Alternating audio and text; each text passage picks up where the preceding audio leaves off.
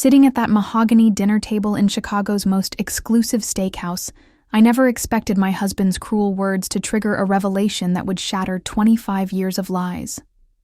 The crystal chandeliers cast shadows across his face as David hissed, "You're not family, you don't belong here," during what was supposed to be a celebration dinner. Before I reveal what the waiter's whispered secret exposed about my marriage, let me know in the comments where you're watching from. Hit that like button if you've ever felt like an outsider in your own family and discovered the truth was more shocking than you could imagine. My name is Elena Rodriguez, and for 15 years I believed I was the problem in my marriage to David Morrison, heir to a Chicago construction empire. Our Lincoln Park mansion, with its pristine gardens and luxury cars, told the story of success, but inside those walls lived a different reality entirely. David's family, the Morrisons, owned Morrison Construction Company, a multi-million-dollar business that had built half of downtown Chicago's skyline over 3 generations. From the day I married David at 22, his family made it crystal clear I didn't measure up to their standards. His mother, Patricia, a woman who wore her wealth like armor, never missed an opportunity to remind me that I came from humble beginnings in Pilsen, Chicago's Mexican-American neighborhood. "Elena, dear, perhaps you'd be more comfortable at the children's table," she would suggest at family gatherings, her smile as cold as Lake Michigan in January. The Morrison family dinners were monthly ordeals that left me feeling smaller each time. David's siblings, Richard and Catherine, both married to people from appropriate families, would discuss business ventures and social connections while I sat silently. When I tried contributing to conversations about my work as a high school counselor, Patricia would interrupt with comments like, "How nice that you help those troubled children.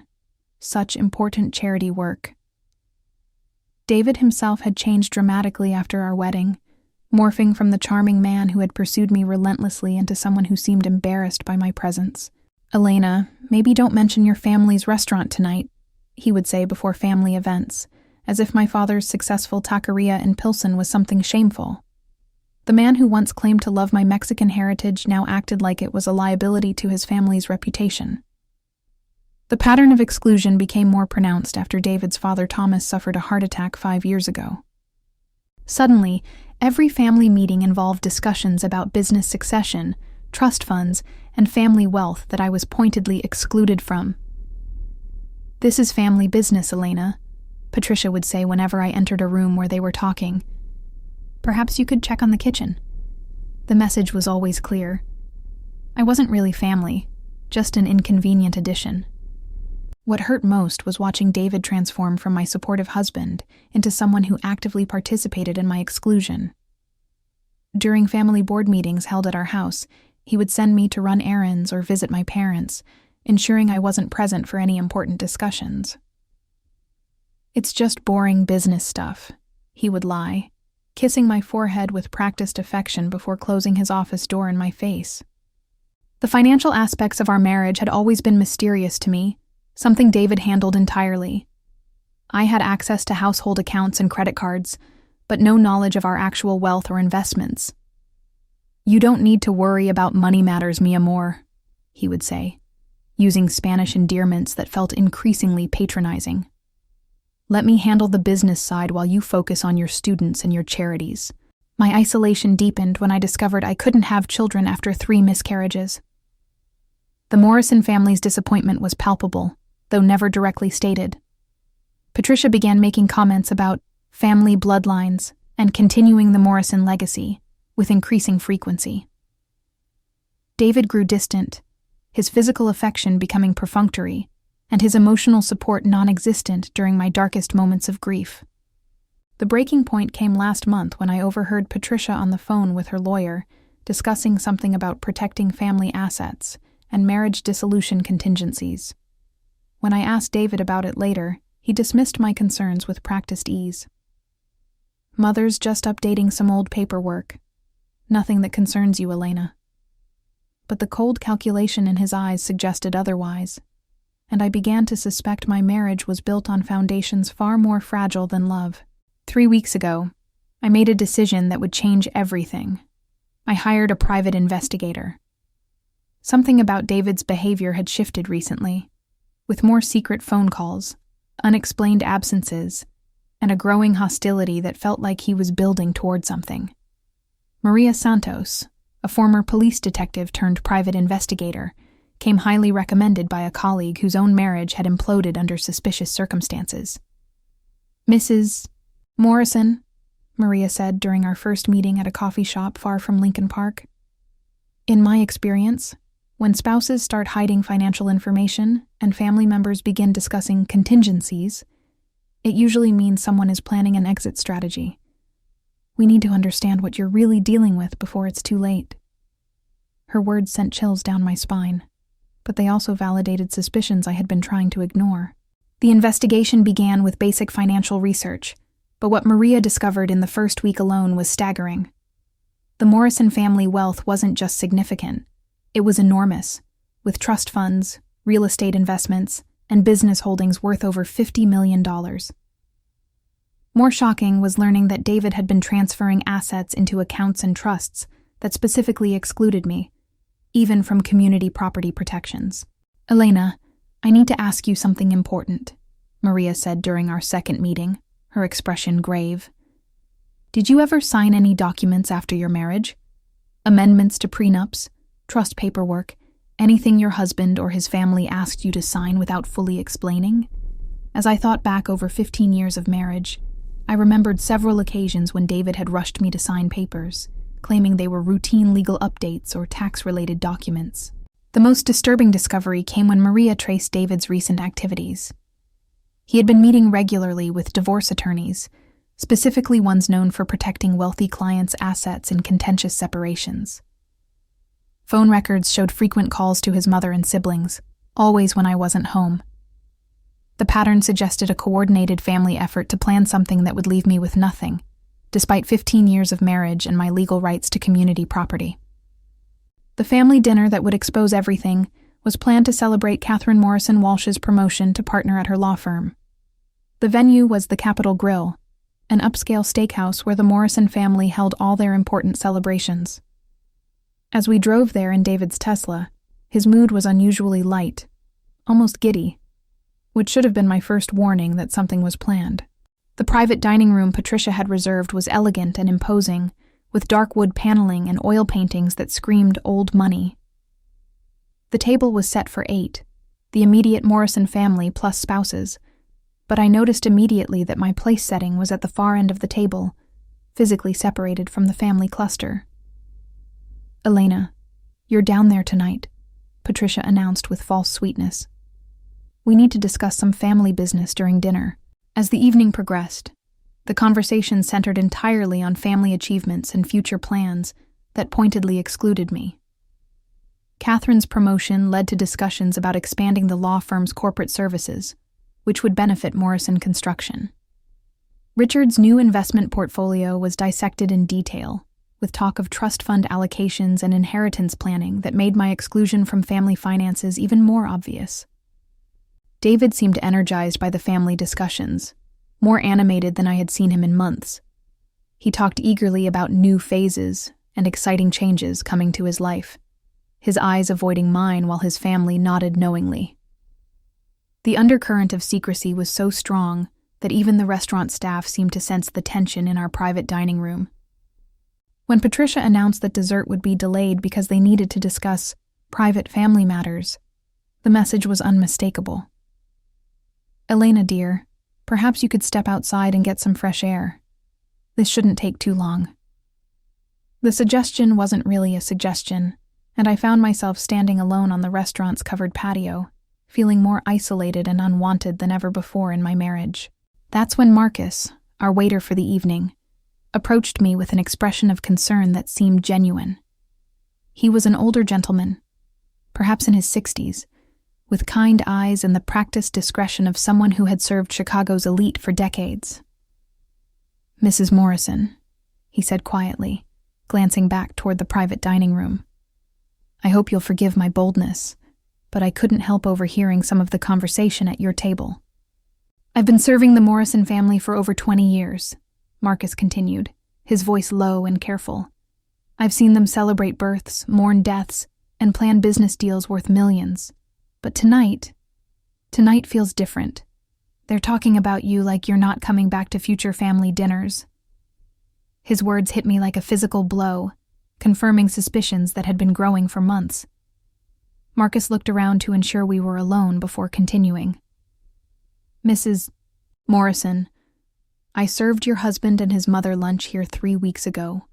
They were reviewing papers with a man I recognized as James Crawford, one of Chicago's most aggressive divorce attorneys.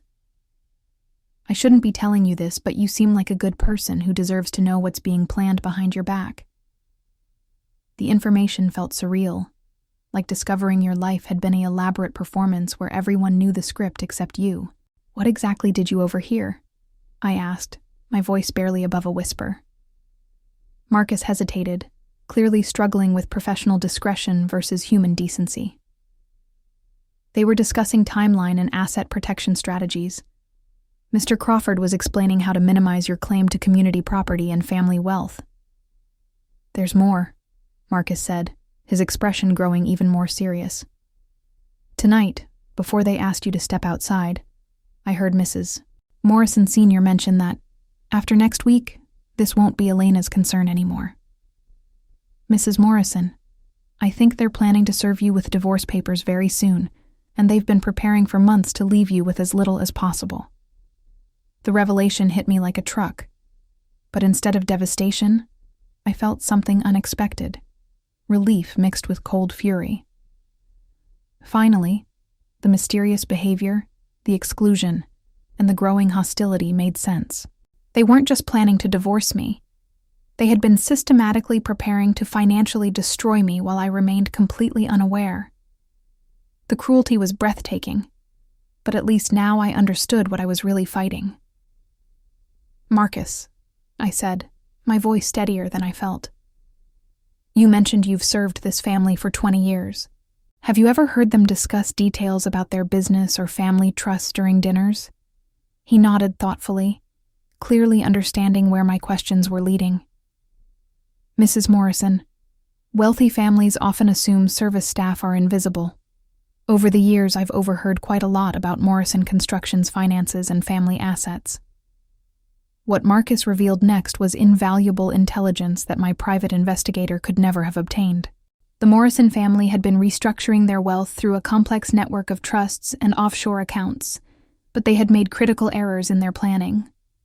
Your husband has been boasting about transferring assets to avoid community property laws, but some of those transfers happened during your marriage, which makes them legally questionable. More importantly, Marcus had overheard conversations about tax evasion strategies and unreported income that could expose the family to serious legal consequences. They've been bragging about hiding money from the IRS for years, he whispered. Mrs. Morrison Sr. particularly enjoys discussing how they've avoided paying their fair share of taxes on construction contracts. She thinks it makes her sound clever.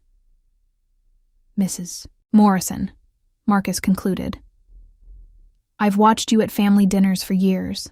You're kind to staff, patient with their cruelty, and you tip better than the rest of the family combined. You don't deserve what they're planning.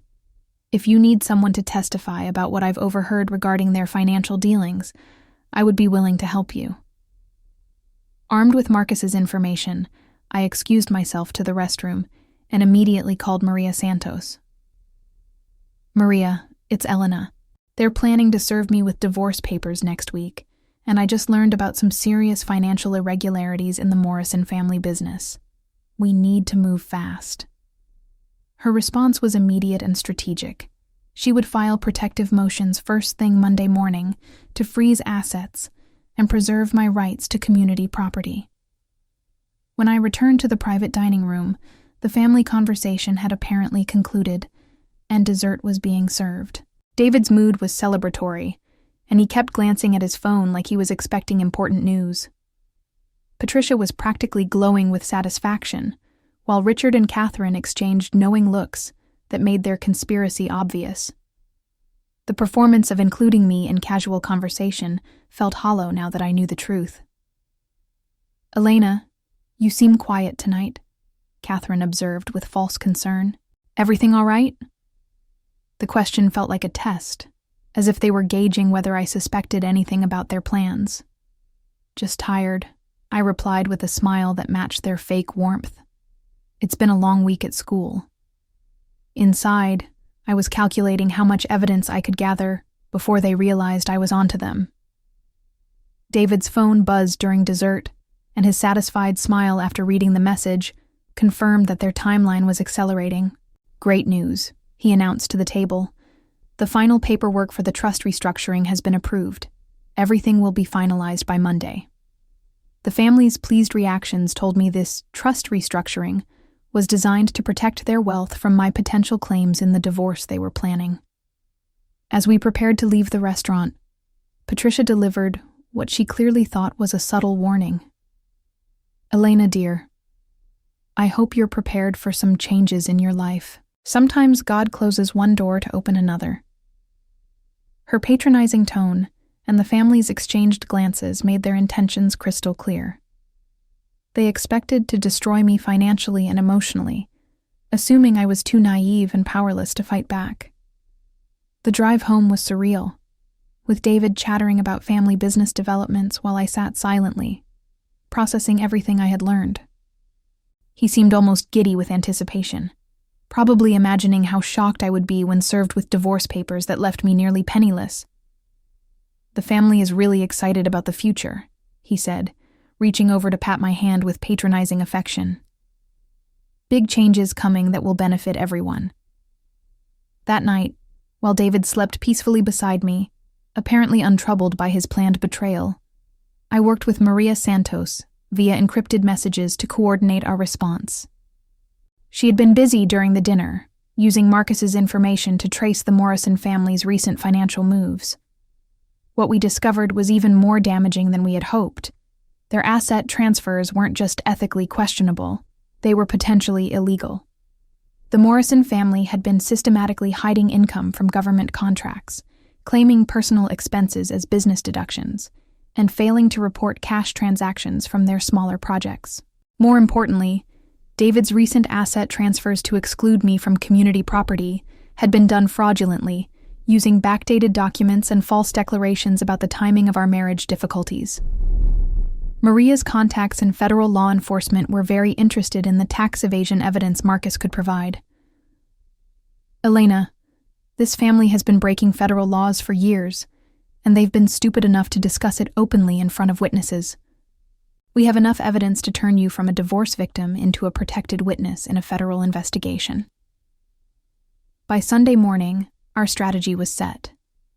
Maria would file emergency motions Monday morning to freeze all Morrison family assets pending investigation of fraudulent transfers. Simultaneously, she would contact the IRS and FBI with evidence of tax evasion and fraud. The family that had planned to destroy me financially was about to discover that their own criminal behavior had given me the ultimate leverage. Monday morning arrived with David in an unusually good mood, humming while he got dressed for what he obviously expected to be a triumphant day. "I have some important meetings today," he announced over breakfast, his eyes bright with anticipation. "Might be home late, but I think you'll find today educational." His barely contained excitement confirmed that he planned to serve me with divorce papers that evening, probably expecting me to be devastated and helpless. At 9 a.m. sharp, Maria Santos and her legal team filed emergency motions in Cook County Superior Court. By 10 a.m., federal marshals were executing search warrants at Morrison construction offices and freezing all family accounts pending investigation. At 10:30 a.m., David's celebratory meetings with his divorce attorney were interrupted by federal agents who wanted to discuss unreported income and fraudulent asset transfers. My phone started ringing at 11 a.m., with increasingly frantic calls from David, his family, and their lawyers. I let every call go to voicemail, listening later to David's voice progression from confusion to anger to panic as he realized his carefully planned ambush had backfired spectacularly. "Elena, what the hell is going on? There are federal agents at my office. Call me back immediately." Patricia Morrison's voicemail was even more revealing in its desperation. "Elena, whatever you think you're doing, you need to stop this immediately. You're making a terrible mistake that will destroy our entire family. Call me back so we can discuss this reasonably. The woman who had spent 15 years treating me like an unwanted charity case was now begging for my cooperation. By noon, the story was breaking on Chicago business news websites. Federal investigation targets Morrison Construction for tax evasion and fraud. The family that had built their reputation on Chicago construction was now facing criminal charges that could result in prison time and complete financial ruin. David's phone calls became increasingly desperate as he realized the magnitude of what they were facing. The emergency court hearing that afternoon was devastating for the Morrison family. Judge Patricia Walsh, one of Chicago's most respected family court judges, reviewed the evidence of fraudulent asset transfers and criminal tax evasion with obvious disgust. Mr. Morrison, your attempt to hide marital assets through criminal activity has not only failed, but has exposed your family to federal prosecution. This court will not be party to fraud. David sat in the courtroom looking shell-shocked as the judge ordered all assets frozen and appointed an independent trustee to manage the Morrison family wealth pending resolution of both the federal investigation and our divorce proceedings. His expensive lawyers could only watch helplessly as 15 years of financial manipulation was unwound in a single afternoon. The federal prosecutor's offer was simple: cooperation in the tax evasion investigation in exchange for reduced sentences for the family members. The alternative was facing the full weight of federal fraud charges that could result in decades in prison and complete asset forfeiture. The Morrison family that had planned to leave me penniless now faced losing everything they had built over 3 generations. Marcus, the waiter whose honesty had started this avalanche, agreed to testify about the family's years of openly discussing criminal activity in his presence. His testimony would be crucial in establishing the pattern of tax evasion and fraudulent business practices that had funded the Morrison family's lavish lifestyle. The service worker they had always treated as invisible became their most damaging witness. 6 months later, the Morrison family's construction empire was sold to pay back taxes and penalties. David pled guilty to tax evasion and fraud, receiving 3 years in federal prison and lifetime ban from government contracts. I received 60% of the remaining marital assets, enough to start a new life free from their manipulation and cruelty. Sometimes the family that rejects you does you the greatest favor of all. They show you who they really are before it's too late. Have you ever discovered that people you trusted were planning to betray you? Share your story in the comments below, and don't forget to like and subscribe if this journey of turning the tables on manipulative family members resonated with you.